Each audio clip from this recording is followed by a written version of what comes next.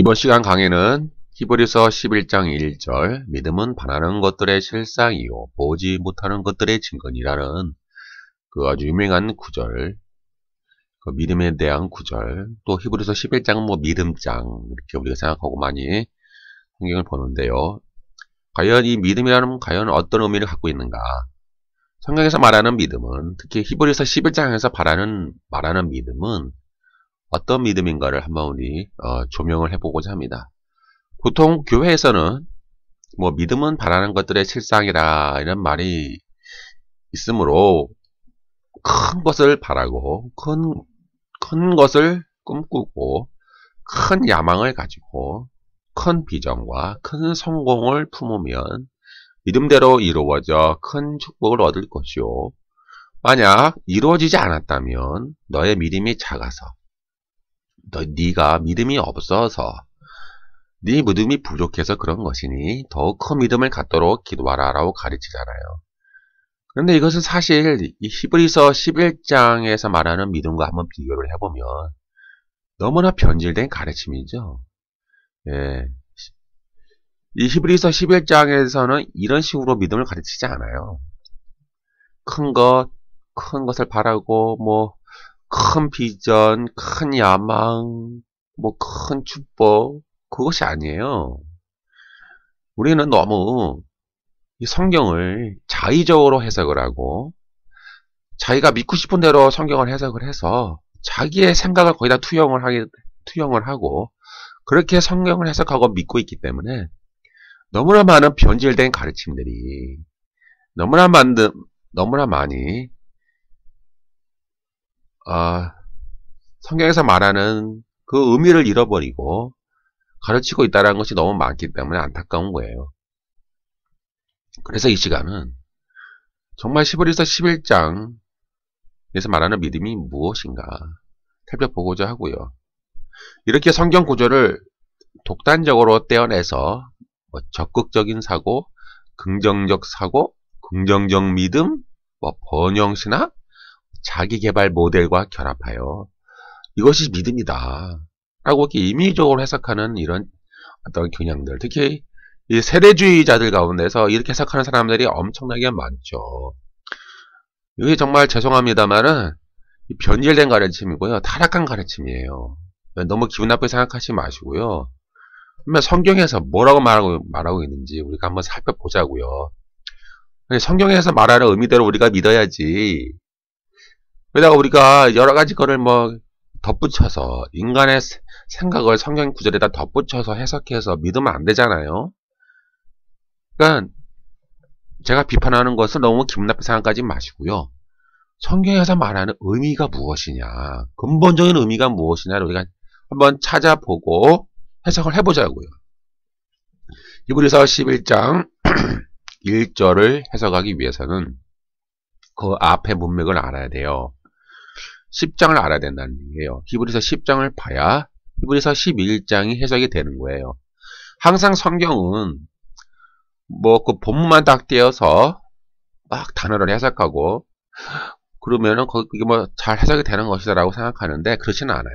잘못하면은 인간의 주관과 인간의 생각을 성경 본문에 덧붙여서 자기가 스스로 임의적으로 해석하는 경우가 너무 많죠.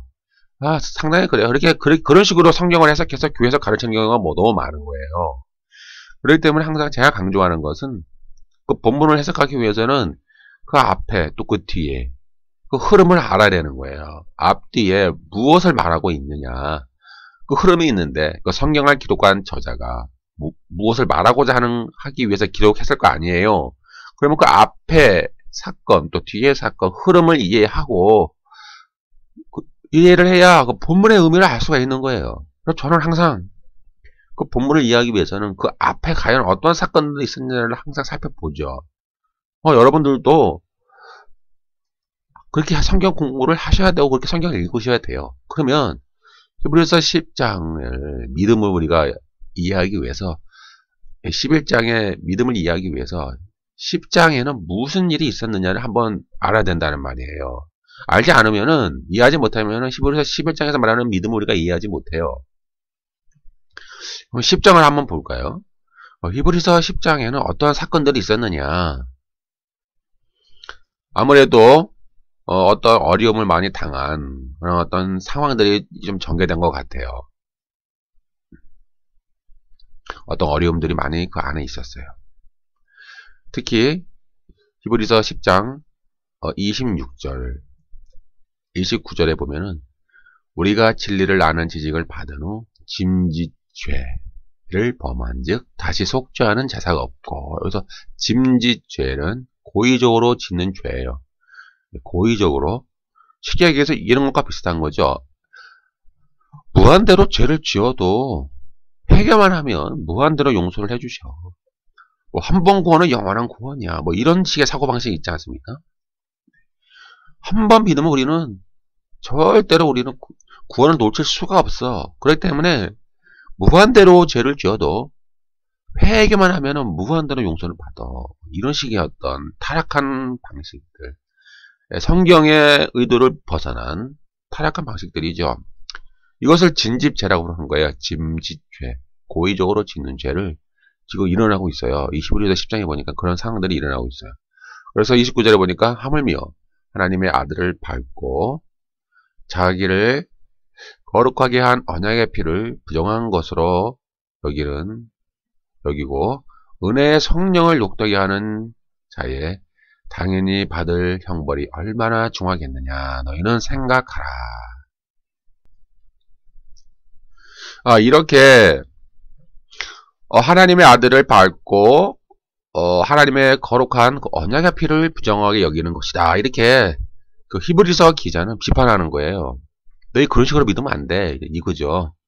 뭐 무한대로 용서해 주신다고 너희가 걱정하지 마. 뭐 또 해주면 어때? 회개만 하면 무한대로 용서해 주시는데, 이런 식으로 하면서 뭐 하나님의 아들을 밟고 그 거룩한 언약의 피를 부정한 것으로 여기고 은혜의 그 성령을 그 욕되게 하는 것이다라고 이 히브리서 기자는 10장에서 비판하죠. 아마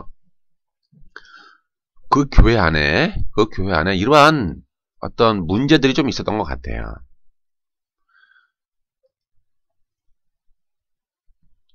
또 32절에 보니까 전날에 너희가 빛을 받은 후에 고난의 큰 싸움에 참은 것을 생각하라.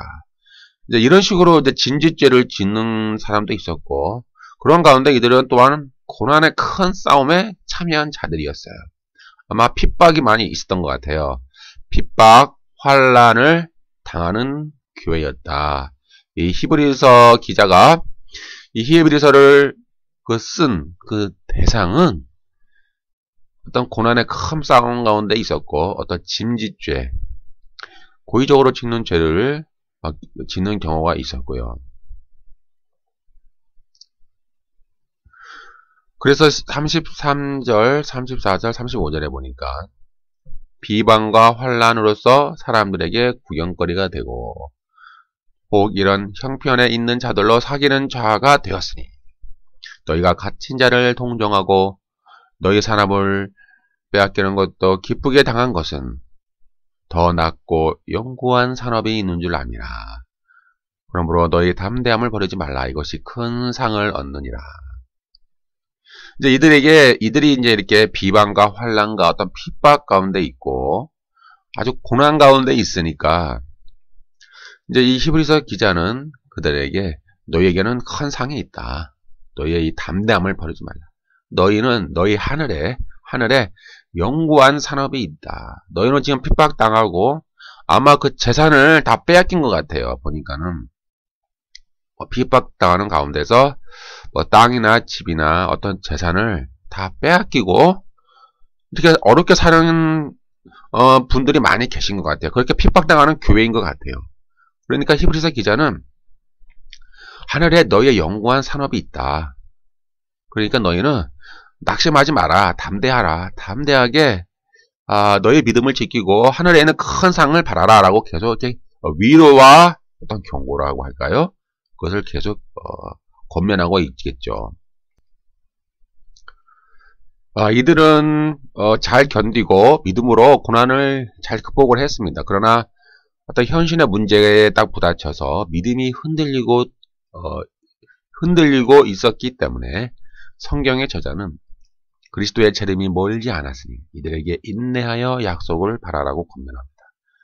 아무래도 먹고 사는 문제에 부딪히다 보니까는 또 믿음이 흔들린 것 같아요. 그러니까 우리도 그렇지 않습니까?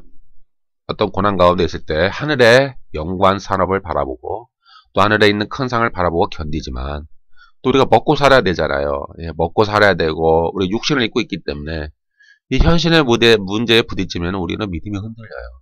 너무 고통스럽거든요.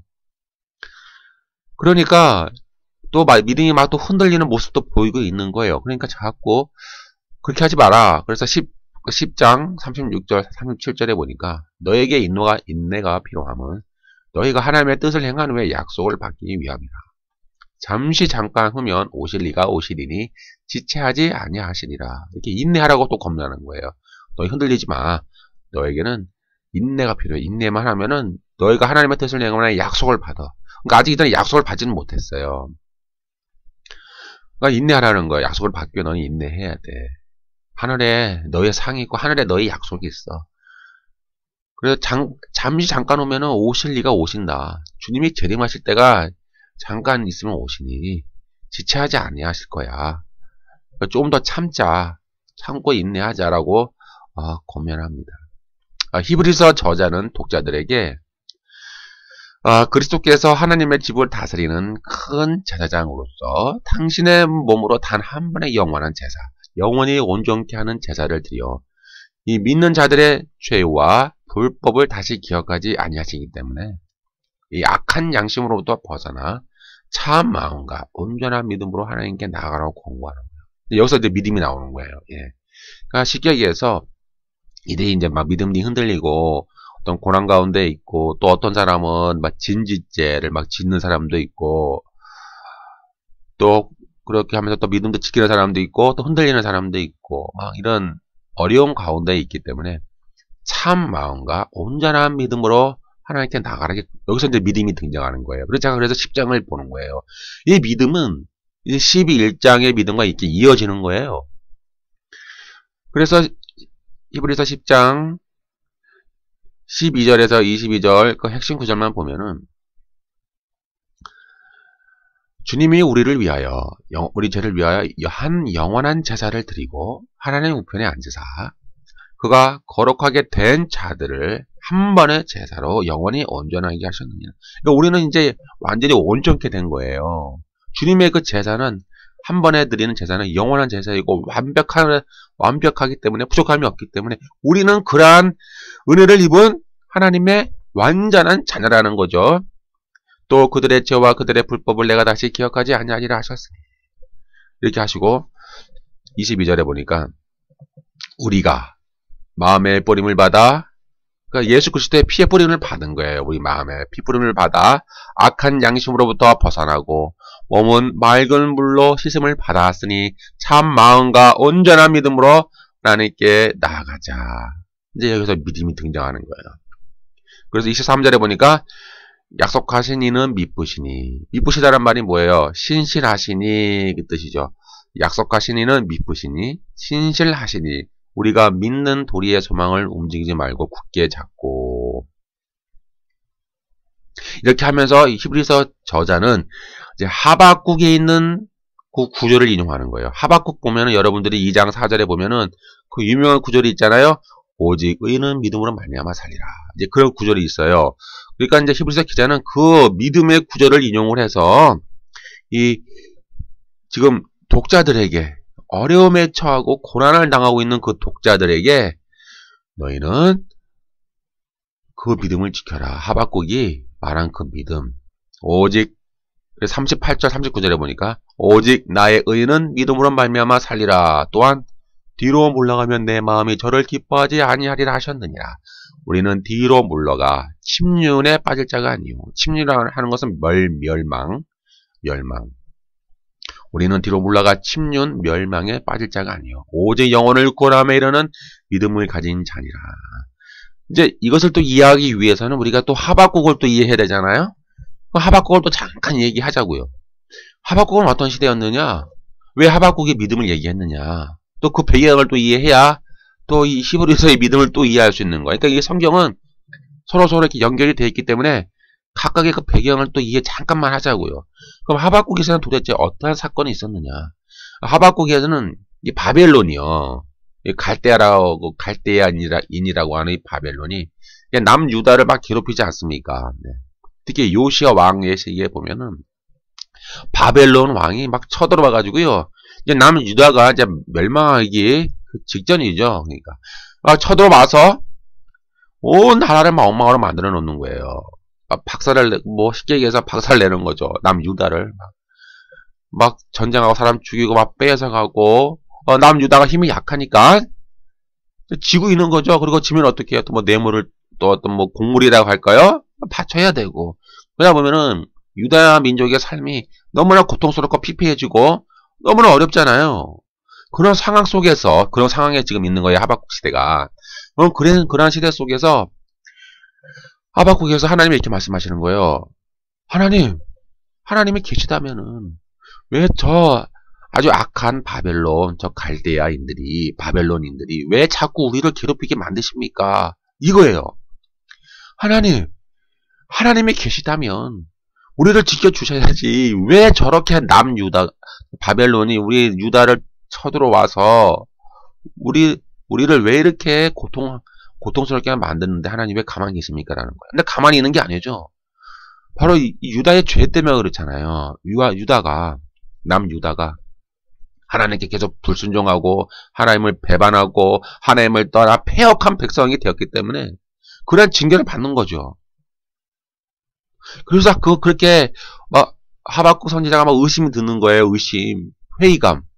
왜 그럴까 하나님? 왜 우리는 이런 고통을 당해야 되나요? 왜 하나님 왜 가만히 계십니까?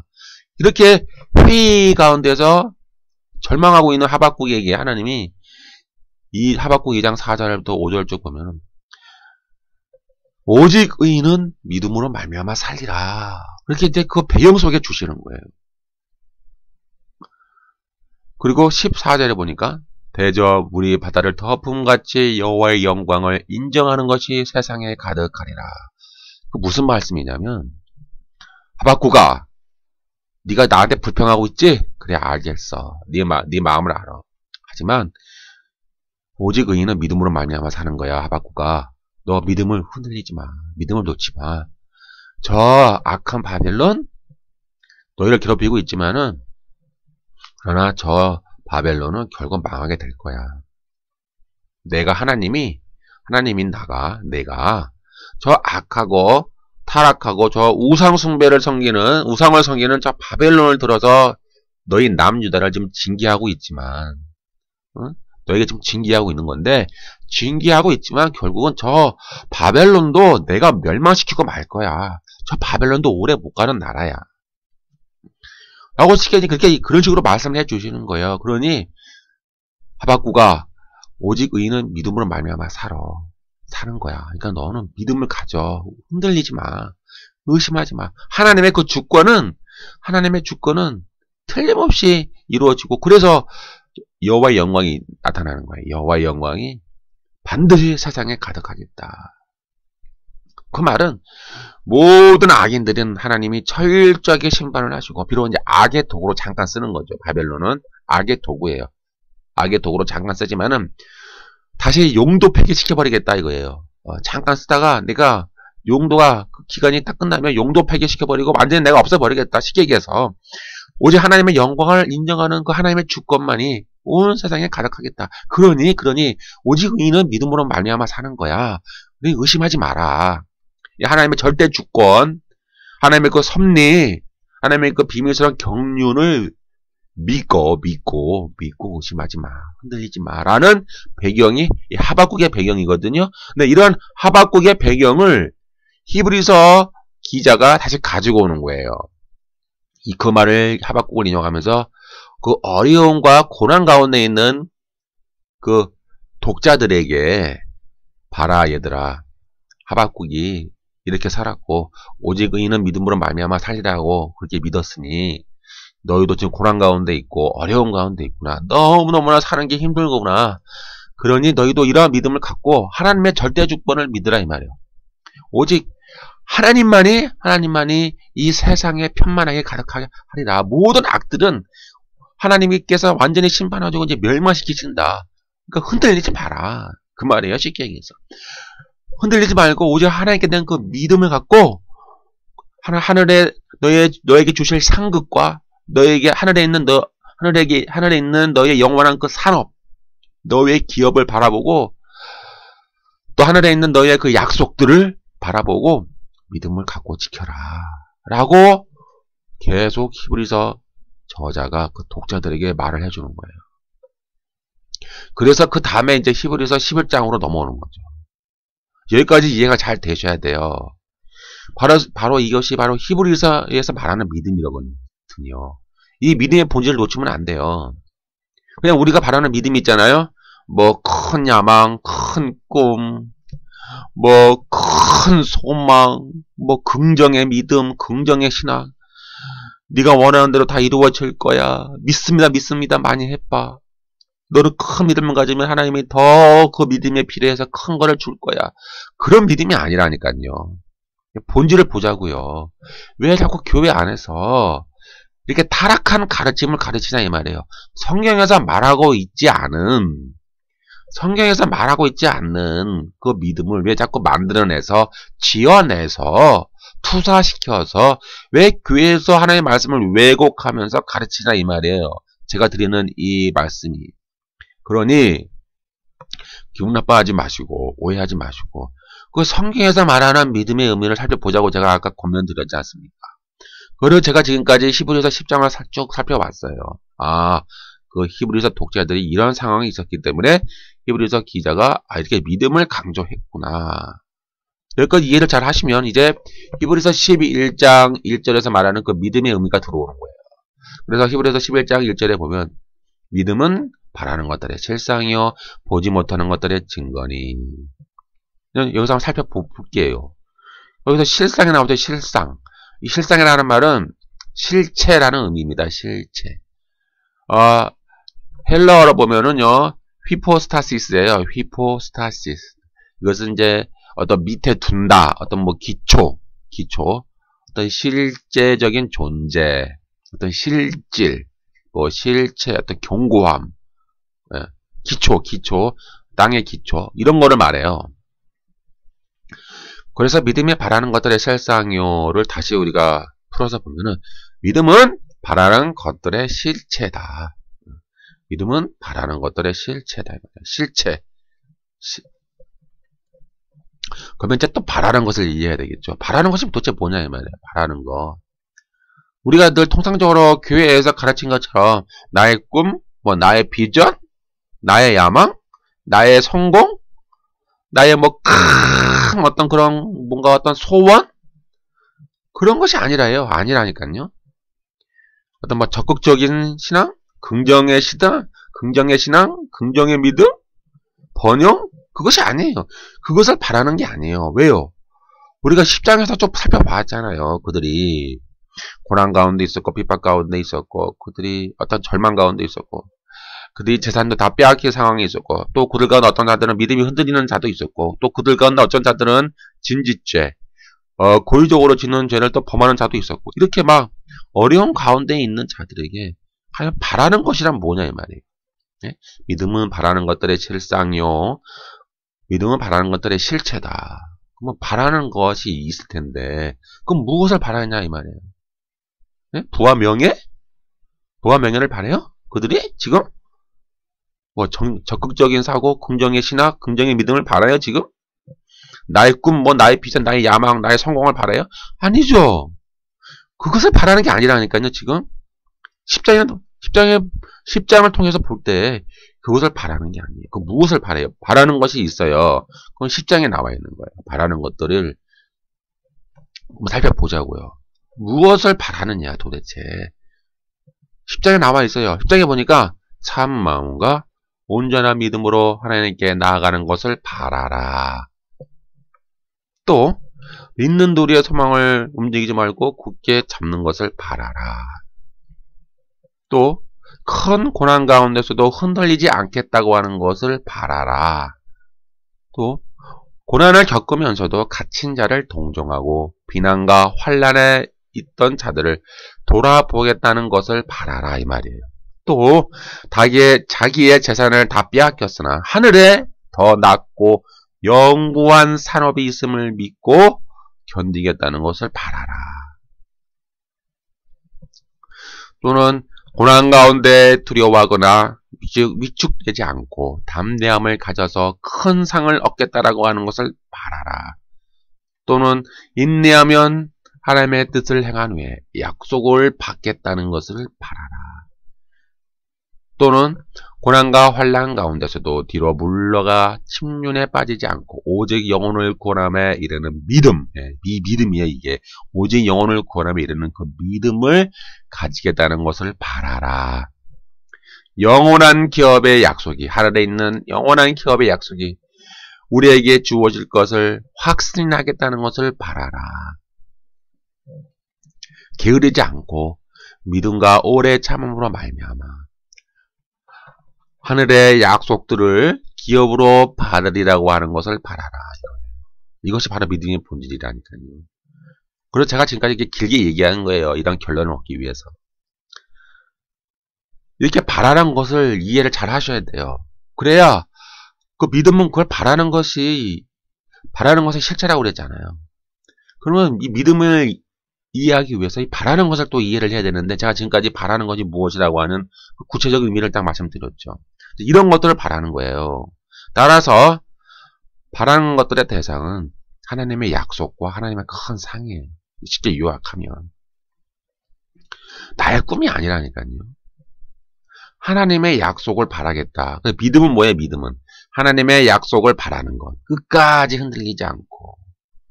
또 바라는 것이 뭐예요? 하나님의 큰 상. 그 믿음은 뭐예요? 하나님의 큰 상을 바라는 거예요. 바라면서 흔들리지 않는 거예요. 고난과 핍박과 그러한 수많은 어려운 가운데 있는데 뒤로 물러가 침륜에 빠지지 않고 오직 영혼을 구원함에 이르는 그 믿음을 통해 영원한 기업의 약속이 나에게 기다리고 있다. 그 약속을 바라고, 하나님의 약속이에요. 그게 하나님의 약속. 하나님의 약속을 바라고 하나님의 큰 상을 바라라. 여기까지 이해를 하셔야 돼요. 그러면 이제 다 거의 다 이해가 되는 거예요. 그러면 여기까지 이해가 되시면은 히브리서에서 말하는 믿음이 뭐고, 히브리서에서 말하는 바라는 것들이 무엇이구나. 이것을 말하고자 히브리서 기자가 이렇게 말을 했구나라고 우리가 이제 이해를 잘 하셔야 돼요. 따라서 바라는 것, 믿음은 바라는 것의 실상이요라고 했을 때, 바라는 것은 나의 꿈도 아니고 나의 비전도 아니고 나의 야망도 아니고 세상의 성공도 아니고 형통함도 아니고 물질적인 복도 아니고 그런 게 아무것도 아니라는 거예요. 그것이 아니라니까요.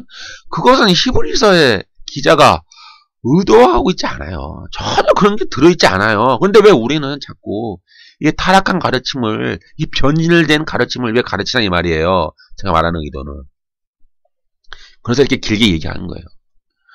히브리서에서는 하나님의 약속을 믿는 거고 하나님의 큰 상을 믿는 거예요. 고난 가운데 있으니까 흔들리지 마라. 하박국 선지자가 하나님께 어떤 책망을 받았잖아요. 받고 하박국 시대의 하박국 선지자가 그거 견디었던 믿음처럼 너희도 그러한 믿음을 갖고 견디어라 이 말이에요. 견디어라. 고난을 견디어라. 어려움을 견디어라. 하나님의 약속을 바라라. 하나님의 큰 상을 바라라. 너희는 하늘에 영원한 산업이 있어. 너희는 하늘에 큰 상이 있어. 너희는 하늘에 영원한 기업의 약속이 있어. 그것을 바라라. 그것을 바라고 바라면서 인내하고 참고 또 같이 어려움에 처한 또 같은 신자들이 있을 거 아니에요. 같은 우리 형제 자매들을 또 돌아보아. 그들과 함께 그들도 권면해라. 그걸 계속 갇힌 자를 너희 동정해.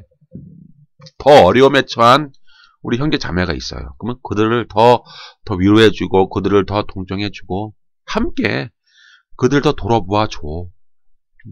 그러면서 우리 믿음을 지키자. 믿음에서 흔들리지 말자. 그런 의미로 히브리서 기자가 믿음을 말하는 겁니다. 여기까지 이해가 되셨으면 다행이고요. 여기까지도 이해가 안 된다. 나는 도대체 용납되지가 않는다.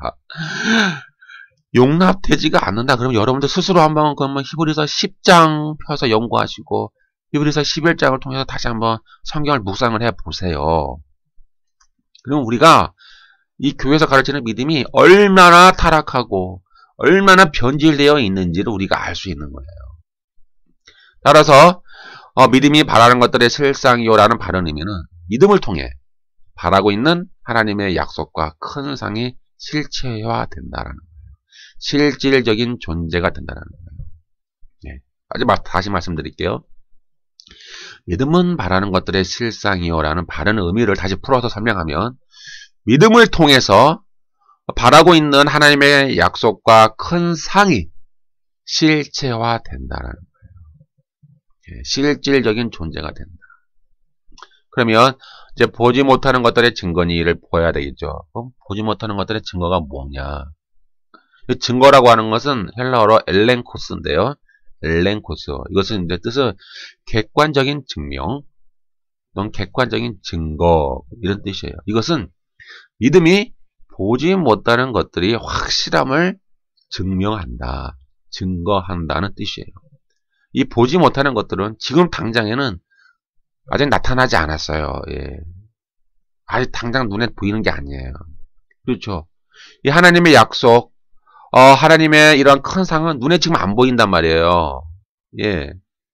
영적인 거니까, 또 하늘에 있는 것이니까, 지금 먹고 사는 이 현실에 있어서는 눈에 안 보이잖아요. 그래서 보지 못하는 거예요.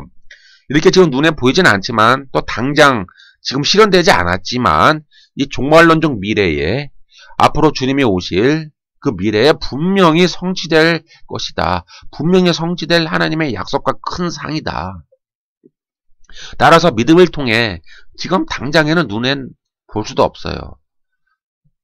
그러나 미래에 하나님의 약속과 큰 상이 성취될 것을 증거한다, 증명한다, 확고히 한다라는 뜻이 되겠습니다. 근데 여기까지 이제 요약을 하면요. 다시 정리해 드릴게요. 믿음은 바라는 것들의 실상이요. 이것은 믿음을 통해 바라고 있는 하나님의 약속과 큰 상이 실체와 실질적인 존재가 된다. 보지 못하는 것들의 증거니 이 뜻은 믿음을 통해 지금 당장 눈으로는 볼 수가 없지만 아직 이게 실체화가 되지는 아직 않았지만 미래에 하나님의 약속과 큰 상이 성취될 것을 증명한다, 증거한다, 확고히 한다 라는 뜻이 되겠습니다. 그럼 그 이유는 무엇일까요? 히브리서 11장 39절 이 사람들은 다 믿음으로 말미암아 증거를 받았으나 약속된 것을 받지 못하였으니라고 나오죠. 네.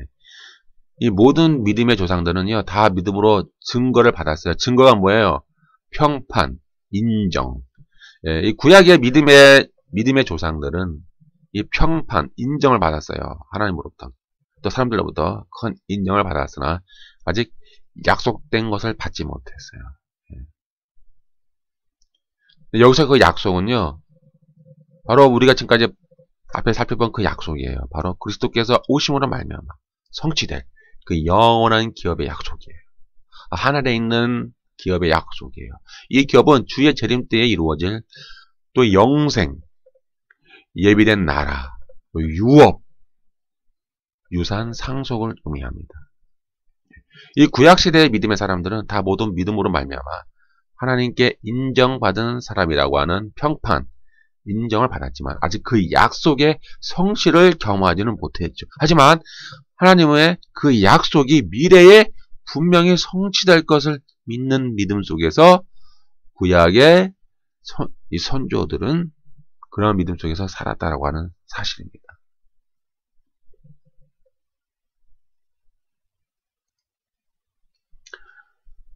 히브리서 11장 2절에 선진들이 이로써 증거를 얻었느니라. 이 구절은요. 믿음의 선조들이 좋은 선례, 어떤 평판 증거를 남겼다라는 의미가 되겠어요. 표준 사본역에 보면은 이렇게 풀이가 되어 있어요. 선조들은 이러한 믿음으로 살았기 때문에 훌륭한 사람으로 증언되었습니다. 이렇게 뜻이에요. 즉 믿음의 선조들이 이러한 믿음, 즉 하나님의 약속과 하나님의 큰 상에 대한 믿음을 가지고 살아서 바라는 것들의 실체를 얻기 위해 어떻게 살았는지 하나님께 인정을 받기 위해 하나님께 인정을 받는 그러한 믿음의 좋은 선례들이 성경에 남아 있다라고 하는 그런 뜻이 되겠습니다. 믿음의 선조들이 이러한 믿음을 가지고 살아서 그들의 삶을 통하여 하나님의 약속과 큰 상이 성취되었고 아직 나타나지 않아서 볼 수는 없지만 장래에 하나님의 약속과 큰 상이 나타날 것을 확신하면서 그들이 어떻게 살았는지 하나님께 인정을 받은 그 믿음의 좋은 선례들, 평판들, 증언들이 성경에 남아있다는 뜻입니다. 그래서 히브리서 11장 5절 이하에는 에녹부터 시작해서 노아, 아브라함, 사라, 이삭, 야곱, 요셉, 모세, 기생, 라합 등등등등 구약의 믿음의 선조들이 어떠한 믿음을 가졌고 또 믿음이 바라는 것들의 실체, 믿음은 바라는 것들의 실체여 보지 못하는 것들의 확증이라는 모범된 삶을 어떻게 살았는지 쭉 그 얘기가 나와요. 이제 히브리서 11장에 보면은 믿음의 선조들이 그 삶이 그 예를 드는 거지. 예를 들어서 쭉 아주 길게 기록되어 있지 않습니까? 이처럼 그 선진들이 그 증거를 얻었다라고 히브리서 11장에 쭉 기록되어 있는데요. 한번 잠깐 살펴보자고요. 너무 기니까는 그냥 짧게 한번 볼까요? 하나님의 약속을 바라던 에녹은 하나님과 동행하며 하나님과 기쁘시게 하는 자라하는 증거를 받았어요. 또 하나님의 약속을 바라던 노아는 믿음으로 방주를 예비하여 세상을 정죄하고 믿음을 쫓는 의의 후사라는 증거를 받았어요. 하나님의 약속을 바라던 아브라함은 부르심을 받을 때에 땅에 대한 약속과 자녀에 대한 약속을 믿었기 때문에 열국의 아비라는 증거를 얻었죠. 하나님의 약속을 바라던 사라는 늙어서 단산하였지만 약속의 자녀를 잉태한다는 약속을 믿었기 때문에 열국의 어미라는 증거를 얻었어요. 하나님의 약속을 바라던 모세는 장성하여 바로의 공주의 아들이라고 하는 건 칭함을 거절하고 도리어 하나님의 백성과 함께 고난받기를 잠시 죄악의 낙을 누리는 것보다 더 좋아하였기 때문에 믿음의 사람이라고 하는 증거를 얻었어요. 이처럼 하나님의 약속을 바라던 우리 믿음의 선조들은 저희가 믿음으로 나라를 이기기도 하고 일을 행하기도 하며 약속을 받기도 하며 사자들의 입을 막기도 하며 불의 세력, 그러니까 핍박의 세력이죠.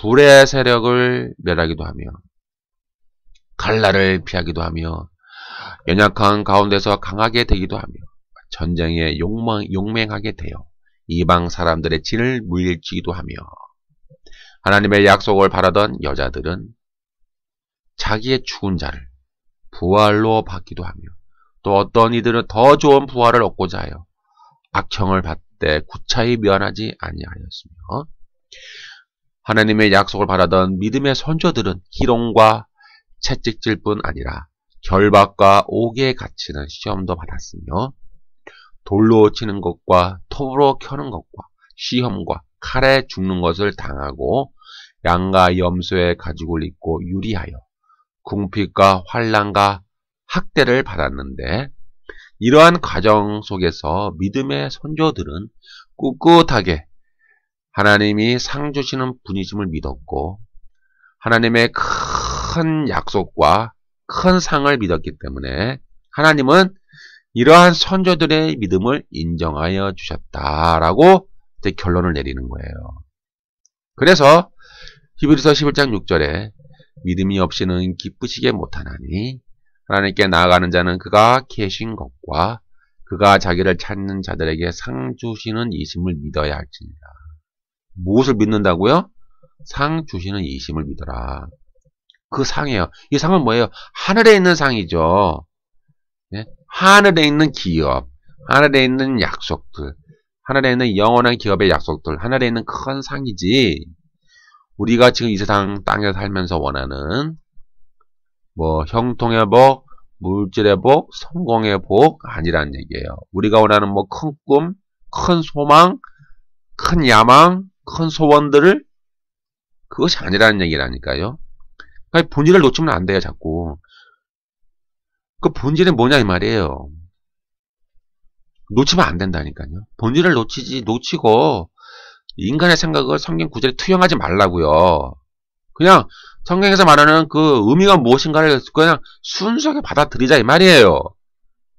따라서 믿음은 바라는 것들의 실상이기 때문에 히브리서에서 말하는 믿음은 큰 비전, 과연 나의 야망, 개인적인 야망의 비전인지 아니면 하나님이 진정으로 주시는 비전의 야망인지 구원하지 못하는 큰 꿈, 나 개인의 야망의 꿈인지 아니면 진정 하나님이 주시는 꿈인지 구별을 하지 못하는 거예요. 따라서 큰 믿음을 가지면 큰 꿈을 성취하고 큰 성공을 거두어 부와 명예를 얻어서 하나님께 영광을 돌릴 수 있다고 하는 가르침은 거짓된 가르침이에요. 이런 번영의 신학과 긍정의 믿음과 긍정의 신앙은 사탄의 가르침이며 이것은 변질된 가르침이며 타락한 복음이죠. 큰 성공, 과연 어떤 의미에서 성공인지요. 인간 편에서의 성공입니까? 아니면 하나님의 기준에서 성공입니까? 하나님의 기준의 성공과 인간의 기준에서 성공은 달라요, 개념이. 근데 우리는 인간의 기준의 개념에서 이 세상 사람들이 추구하는 인간의 그 개념을 기준으로 해서 성공을 추구한다 이 말이에요. 그게 너무 잘못되었죠.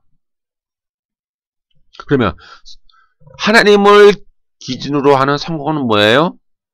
아까 살펴본 것처럼 그런 믿음의 조상들의 삶이 성공하는 거예요. 쉽게 얘기해서 잘 분별하세요.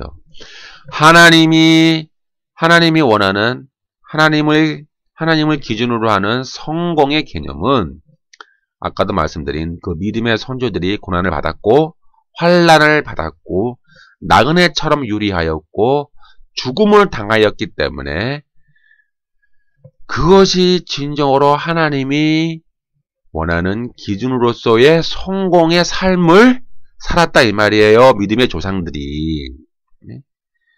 믿음의 조상들의 삶이 하나님이 인정해 주시는 삶이었고 하나님이 증거해 주시는 삶이었고 하나님께서 정말 사랑해 주시는 삶이었고 하나님이 그들에게 너는 성공했다. 너는 성공한 인생이다 라고 하나님의 축복과 인정을 받은 삶이었다 이 말이에요. 때문에 우리가 이 세상에서 우리 인간들이 정한 그러한 성공과는 너무 다른 거예요. 개념이 다르잖아요. 하나님의 기준과 인간의 기준이 다른데 인간은 왜 자꾸 이 세상의 기준으로 삼아 성공을 하나님께 투영하냐 이 말이에요. 하나님께 투영해서 뭐 큰 믿음을 갖기만 하면 다 이루어져. 의심하지 마. 의심하면 안 돼. 왜 이렇게 거짓된 믿음을 가르치냐 이 말이에요. 왜 이렇게 타락한 믿음을 가르치냐 이 말이에요. 교회 안에서. 그렇게 하면 안 된다 이 말이잖아요. 지금. 만약에 인간의 기준으로 보면요. 이 믿음의 조상들은 실패자예요. 왜요? 고난을 받았잖아요. 환난을 받았잖아요. 죽음을 당했잖아요. 믿음 때문에. 예? 아니, 믿음 때문에 죽음 당하였고 믿음 때문에 땅도 뺏기고 재산도 뺏기고 믿음 때문에 여기 힘들게 산다 이 말이에요. 아 그러면은 오늘날 인간의 기준으로 볼 때 그것은 저주받은 자잖아요. 그건 죄인이죠. 예? 인간의 기준으로 보면은 그건 믿음도 적고 꿈과 비전도 없고 성공하지 못한 실패한 자죠. 네? 인간의 기준으로 볼 때 실패한 자 아닙니까? 왜 자꾸 그러니까 인간의 기준으로 예? 믿음을 평가하냐고요. 지금 이 타락한 가르침들이 이 변질된 복음은 왜 인간의 기준으로 왜 성공의 개념을 하나님께 투사해서 그것이 하나님이 원하시는 믿음이라고 왜 거짓된 복음을 전하냐 이 말이에요. 하나님의 약속을 바라던 또 하나님의 이 큰 상을 바라던 믿음의 성도들은 믿음은 바라는 것들의 실체여 보지 못하는 것들의 확정이라는 모범된 삶을 살았기 때문에 그 믿음은 세상에 감당하지 못하는 믿음이었어요. 이게 참 중요한 거예요. 하나님이 원하는 믿음은요, 세상이 감당하지 못하는 믿음이에요. 네? 이 본질을 놓치지 말자고요. 하나님이 원하는 정말 그 믿음은 큰 소망, 큰 거 원해? 믿기만 하다 이루어줄게. 그 믿음이 아니라 세상이 감당하지 못하는 믿음을 하나님은 원하는 거예요. 네? 저 믿음의 조상들은 광야에서 쫓겨다니고 산중과 암열과 톡을 이 사막에 막 쫓겨다니고 땅에 막 굴을 파서 사는 거예요. 예? 바위, 산을 구멍을 뚫어서 그 굴에서 사는 거예요. 비참하겠죠. 네? 여러분들이 원하는 삶은 뭐예요? 100평, 200평짜리 그 고급 아파트에서 멋진 인테리어가 되어 있는 그런 아주 좋은 집에서 맛있는 거 먹고 잘 먹고 막 좋은 거 많이 사서 누리는 것을 우리는 그걸 복이라고 생각하잖아요. 여러분. 그러나 히브리서 11장에 보니까 우리 믿음의 조상들은 광야에서 살았고 산에서 살았고 땅에 산에 또 바위에 굴을 파서 거기서 살았어요. 그러니 그들의 믿음을 세상에 감당하지 못하는 거예요. 네? 뭐가 본질이 좋은 거 아십니까? 정말 미치겠습니다. 네? 이런 성경에서 강조한 이러한 믿음을 우리는 놓치고 이 변절되고 타락한 사탄의 복음을 지금 믿음이라고 교회에서 가르치고 있고 그것을 믿고 있으니 하늘에서 하나님이 보시기에 얼마나 마음이 아프겠습니까? 네?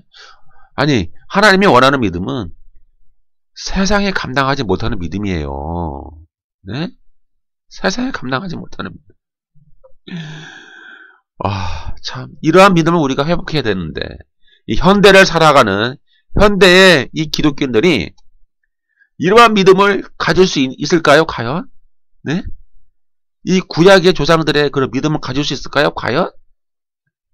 죽임도 당하고 재산도 다 빼앗기고 산에 굴을 파서 거기서 살면서도 믿음을 포기하지 않고 믿음을 지키고 하나님의 약속과 큰 상을 바라면서 살았던 그러한 믿음을 과연 오늘날 현대를 살아가는 이 현대의 기독교인들이 현대의 교회가 과연 그러한 믿음을 가질 수 있느냐 이 말이에요. 요약하겠습니다. 믿음은 바라고 있는 하나님의 약속과 큰 상을 실체화하며 아직 나타나지 않아 보일 수는 없지만 하나님의 약속과 큰 상이 이미 지금은 현재 성취되었어요. 부분적으로. 또 미래에 확고히 성취될 것을 굳게 확신하는 거예요. 이것도 이 이미와 아직의 긴장관계가 좀 있어요. 이 말하면 또 이해 못하시는 분도 있을지 몰라요. 아니 이미와 아직의 긴장관계가 뭐야? 이미와 아직의 긴장관계가 뭐야? 막 이런 거. 이렇게 하나님의 약속은요. 우리에게 이미 주어졌습니다. 그래서 히브리서 11장 3 그래서 쭉 이제 이렇게 나오고요. 이제 결론을 내리겠습니다. 결론. 오늘날 성도에게 요구되는 믿음은 히브리서 11장의 믿음의 선조들이 가졌던 그 믿음이에요. 바로 하나님의 약속과 큰 상을 바라는 믿음이에요. 이것이 믿음의 본질입니다. 놓치지 마세요. 이들의 믿음을 현대의 시각으로 볼 때는 매력적이지 않게 보일지라도 하나님께서 인정하시는 믿음이었다는 사실이 아주 중요해요. 반면 현대교회에서 가르치는 성공지향적 믿음, 자기개발적인 믿음, 야망적 인본주의적인 믿음, 이것이 과연 하나님 앞에 인정받는 믿음이 되는지 한번 성경을 통해서 한번 깊이 숙고해 보세요. 과연 이들 믿음의 선진들이 믿음의 선진들의 믿음이 현대의 교회가 생각하는 큰 야망, 큰 꿈, 큰 비전, 큰 성공을 가지고 이를 이루기 위한 과연 믿음인지 아닌지를 여러분들 성경 히브리서 10장, 11장을 직접 읽어보시고 스스로 한번 판단해 보자 이 말이에요.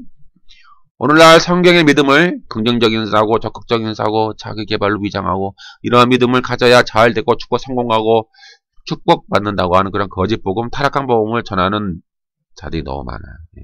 너무 많아요. 너무 많아. 너무 많아. 너무 많아. 그리고 이러한 믿음을 가져야 목회를 또 크게 성공적으로 할 수 있다라고 생각하는 목사들도 많아요. 그리고 막 자랑하고 다니잖아요. 교회 안에 간증하잖아요. 간증. 간증이 뭐예요? 자기 자랑하는 거예요. 간증이에요. 이게 타락한 간증이죠. 진정한 간증은 하나님만이 드러나고 하나님의 영광만을 나타내야 되는데 오늘날 간증하는 가만히 들어오면은 다 자기 자랑하는 거예요. 내가 믿음이 좋아서 이렇게 응답받았어. 내가 정말 믿음이 너무 좋아가지고 기도 많이 했더니 이러한 일들은 기적들이 일어났어. 거의 이게 자기 자랑, 자기 PR하는 거 이런 거짓된 간증들이 너무 많아요. 그래서 이제 이러한 믿음을 가져야 뭐 목회도 크게 할 수 있고 또 뭐 이렇게 뭐 이러한 믿음을 가져야 뭐 성공하고 집안도 잘 되고 뭐 이런 그 거짓된 간증 같은 거예요. 뭐 형통하고 뭐 물질의 복을 받는다 뭐 이런 거짓 가르침, 거짓 복음 뭐 이런 거짓 간증들이 많고 또 이렇게 전하는 또 목사들도 많고요. 왜일까요? 교회가 세속화되었어요. 교회가 타락한 거죠. 그러니까 이 말 듣고 너무 기분 나빠하지 마세요. 뭐라고? 교회가 타락했다고? 오해하시면 안 돼요. 왜 타락했을까요? 아니 성경에서 말하는 그 본질을 놓쳤으니 타락한 거죠. 성경에서 말하는 그 본질, 원래 의미를 놓치고 인간의 생각을 거기에 투영을 해서 인간의 생각대로 성경을 해석을 해서 인간의 생각대로 그렇게 성경을 해석해서 가르치니 당연히 타락한 거죠. 여러분들이 의심하지 마시고요. 혼돈을 갖지 마시고 여러분 스스로 한번 히브리서 10장, 11장을 이렇게 이어서 한번 여러분들이 스스로 묵상을 해보세요. 그럼 답이 나와요. 오늘날 산업화 사회, 또 뭐 신자유주의, 뭐 자본주의 시대, 뭐 후기 자본주의 시대, 그리고 오늘날 보면은 치열한 경쟁 사회잖아요. 그래서 자기 개발, 뭐 적극적인 사고, 긍정의 사고, 이러한 이제 자기 개발 모델들이 막 나와요. 여러분들이 시중에 서점에 가면은 전부 뭘 사요? 자기 개발 서적을 사잖아요. 막 이렇게 해야 성공한다. 이렇게 해야 우리가 잘 살 수 있다. 막 그것을 보잖아요. 보는데 될까요? 안 될까요? 안 되죠. 왜 안 될까요? 그런 소수의 몇몇 가진 자들만 해당이 돼요. 나머지 대다수의 사람들은요, 그 자기 모델, 개발 모델, 자기 개발 모델 그 책대로 한다고 해도 안 돼요. 왜일까요? 그냥 장사하기 위해서 그렇게 책을 썼으니까. 그들도 돈을 벌어야 되잖아요. 그런 책을 쓰는 거예요. 비현실적인 것들을 막 거기다 개념을 넣어가지고 사실 여러분들이 우리의 삶 속에서 이루기 어려운 그것들을 막 넣어서 가르치고 그것은 뭔가 최고인 것처럼 그래서 가르치고 자기 책을 팔고 자기 인기를 스스로 얻는 거예요. 자기 스스로 광고하는 거죠. 이런 이면에는 이제 다윈의 진화론이 있어요. 사회적 진화론이 있죠. 그래서 뭐 적자 생존, 자연도태, 뭐 약육, 강식, 생존, 투쟁 이런 사회적 진화론들의 모델들이 들어와가지고 막 복잡하게 지금 막 섞여 있는 거예요 지금. 그래서 뭐 이것도 뭐 믿음이다, 뭐 긍정의 신학이니 긍정의 믿음이니 뭐 번영의 신학이니 뭐 이런 어떤 변질된 뭐 축복 이런 가점들이 많이 막 섞여 있어요 지금. 아까 혼합되어 있는 거예요. 혼합되어서 섞여 있어서 이걸 가르치는 거예요. 그러나 성경의 히브리서 11장의 믿음과 오늘날 이런 사회 진화론적 자기개발 모델은 전혀 달라요. 이 근본 개념이 다른 거예요. 이런 자기개발 모델은 종교에 관계없이 이게 불신자들도 하는 거예요. 때문에 성경의 믿음과 분리해서 각 개인이 개별적으로 적용하는 것은 나쁘다고 할 수 없어요. 이 부분은 오해하지 마시고요. 제가 여기서 강조하고 싶은 것은 이거예요. 긍정적인 생각을 하는 거 좋은 거예요. 오해하지 마시고. 여러분, 부정적인 생각을 버리고 뭐 적극적으로 사고하고 뭐 긍정적으로 생각하고 자기 개발하고 그거 좋아요. 그 일반은총의 차원에서 볼 때에 그건 좋은 거예요. 그것은 불신자들이나 신자들이나 똑같아요. 여러분, 불신자들을 보세요. 열심히 노력하는 사람이 있잖아요. 자기 개발하고, 노력하고,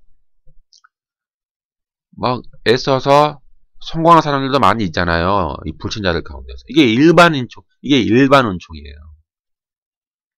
그래서 이 일반 은총은 불신자들도 다 해요. 공부 잘하는 사람은 서울대학 가겠죠. 네? 열심히 일하는 사람은 좋은 직장 가겠죠. 또 돈도 많이 벌겠죠. 그리고 사회적으로 높은 자리에 다 올라가요. 불신자들도 올라간다고요.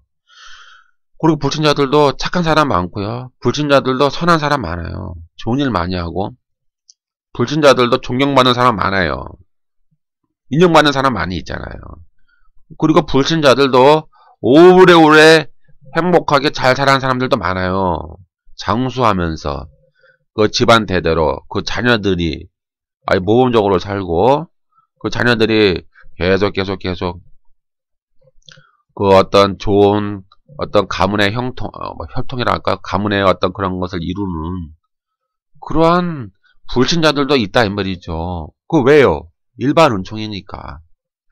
일반 은총이니까 그들도 긍정적으로 생각하고 적극적으로 생각하고 자기 개발하고 그들이 노력하고 애쓰고 그렇게 하잖아요. 그건 나쁜 게 아니라니까요.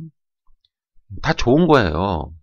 이 부분 오해하시면 안 되고요. 그래서 우리 신자들도 일반 은총의 차원에서 그렇게 할 수도 있어요. 여러분 우리 신자들도 뭐 긍정의 책 읽을 수도 있고요. 자기 개발 모델 책 읽을 수도 있고요. 뭐 적극적인 사고방식 그런 거 책 읽을 수도 있고요. 부정적인 생각을 버리고 뭐 좋게 생각하자는데 뭐가 나쁘겠습니까? 나쁜 게 전혀 없어요. 오해하지 마시고요. 그러니까 신자든 불신자든 이 일반 은총의 영역에서는 다 좋은 거예요. 그냥 좋은 게 좋은 거예요. 열심히 노력하고 긍정에 생각하고 자기 개발하고 좋게 생각하고 선하게 생각하고 또 좋은 일도 많이 하고 그건 너무 좋은 거라니까요. 너무 좋고 선한 거니까 그렇게 하십시오. 제가 권면 드릴게요. 그렇게 하세요. 제가 그걸 부정하는 게 아니에요. 그렇게 하시라고요. 그렇게 좋게 사시라고요. 좋게 일반 은총의 차원에서. 근데 문제는 이거예요. 이게 핵심이에요. 문제는 이런 일반 은총의 차원에서 자기 개발, 적극적인 사고, 뭐 긍정적인 사고, 긍정의 신학, 긍정의 믿음, 뭐 번영 이런 것을 성경에서 말하는 성공하는 믿음이라고 이렇게 성경과 연관시키지 말라 이 말이에요. 이때부터는 죄악이 되는 거예요. 왜요? 성경에서 그렇게 안 가르치니까. 성경에서 그렇게 안 가르치는데 이런 일반 은총의 차원에서의 이런 것들을 가지고 와서 이것이 성경에서 말하는 믿음이야. 성경의 믿음과 결합을 시켜 버리니까 거기서 변질이 되고 타락이 되고 잘못된 가르침이 되니까 제가 그것을 비판하는 거죠. 예? 그것을 비판하는 거지. 일반 은총의 차원에서 뭐 좋게 생각하고 자기 개발하고 긍정 뭐 적극적 그리고 선하게 살고 열심히 노력하고 애쓰고 그거 너무 좋은 거예요. 너무 아름다워요. 그렇게 우리가 살아야 돼요. 믿는 자든 불신자든 구별 없이 다 그렇게 그래야 이 세상이 아름다운 세상이 되지 않겠습니까? 물론 일반 은총은 한계가 있어요. 예, 거기까지예요. 더 이상 일반 은총은 어느 정도의 하나님이 이 세상을 통치하는 방식이죠. 그러나 그런 궁극적으로 사실 완성은 될 수 없어요. 궁극적인 완성은 뭐예요? 하나님의 특별 은총이 필요하죠. 네. 특별 은총이 없이는 이 일반 은총은 한계가 있어요. 한계가 있고 그냥 부분적으로만 이루는 거예요. 하지만 그렇게 하면 또 세상이 좋아지잖아요. 하나님의 통치의 방식이니까. 하나님은 선한 자든 악한 자든 햇빛을 비춰주시고 하나님은 선한 자든 악한 자든 골고루 비를 뿌려주시고 하나님은 선한 자든 악한 자든 골고루 이 하나님이 창조하신 이 창조 세계를 누리게 하시는 거예요. 그렇죠?